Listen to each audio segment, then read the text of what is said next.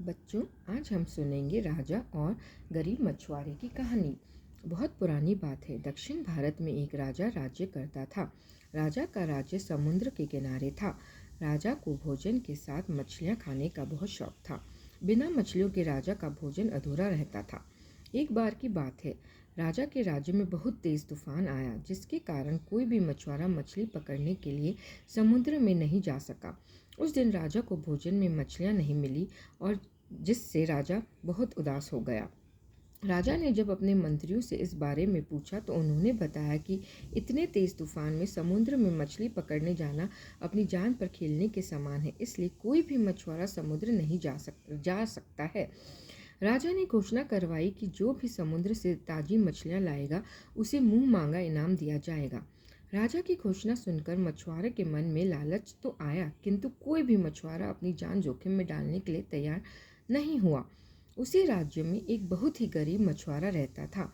उसे जब राजा की इस घोषणा का पता चला तो अपनी दरिद्रता दूर करने के लिए वह अपनी जान की परवाह किए बगैर समुद्र में चला गया। समुद्र में उसे जाल फेंका, जिसमें कई बड़ी बड़ी मछलियां फंस गई। मछुआरा मछलियां लेकर राजा के महल पहुंचा, किंतु राजा के सैनिकों ने उसे महल में नहीं घुसने दिया।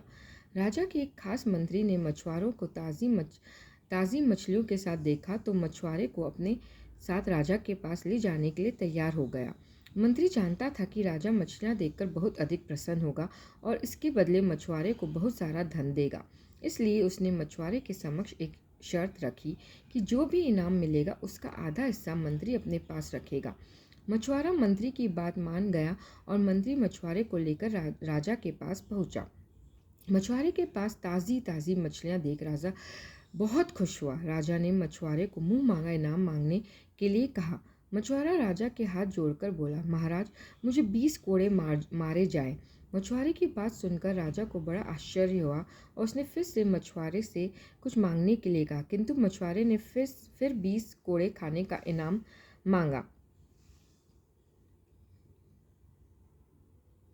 राजा ने अपने सैनिकों को बुलाया और मछुआरे को 20 कोड़े मारने का आदेश दिया।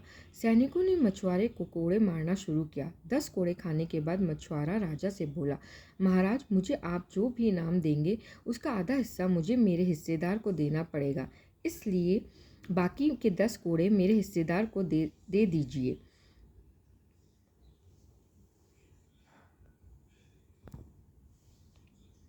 मछुआरे की बात सुनकर राजा को फिर आश्चर्य हुआ और राजा ने उससे उसके हिस्सेदार का नाम पूछा। मछुआरा मंत्री की तरफ इशारा करते हुए बोला, महाराज, यही मेरा हिस्सेदार है।